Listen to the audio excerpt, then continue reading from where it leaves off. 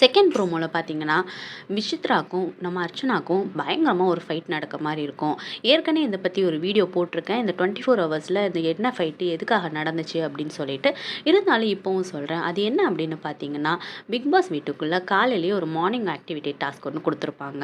அதில வந்துட்டு எல்லார பத்தியும், எல்லாரோட ஒப்பீனியன் பத்தியும் சொல்லிட்டு இருக்கும்போது, விசித்ரா வந்துட்டு இந்த மாரி ப்ரொமோஷனுக்காக அர்ச்சனா ஏற்கனவே வெளியில வந்துட்டு ஆள் வச்சுட்டு வந்திருப்பாங்க.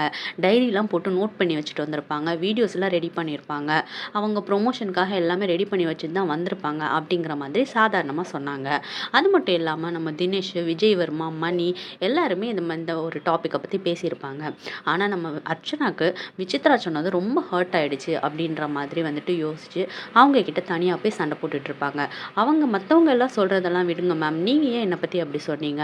நீங்க என் கூட நல்லா தானே பேசிட்டு இருந்தீங்க. அப்ப ஃபர்ஸ்ட்லேருந்து நீங்க எல்லாமே என் கூட தான் பேசிட்டு இருந்தது எல்லாமே நடிப்பா? அப்படின்ற மாதிரி கேட்பாங்க. உண்மையா சொல்லப்போனா மத்தவங்க சொல்ற மாதிரி நீங்க உண்மையாவே ஃபேக் தான். நீங்க உள்ள ஒண்ணு வச்சுக்கிட்டு வெளியில ஒண்ணு பேசுறீங்க அப்படின்ற மாதிரி பயங்கர சண்டை போட்டுட்டு இருப்பாங்க.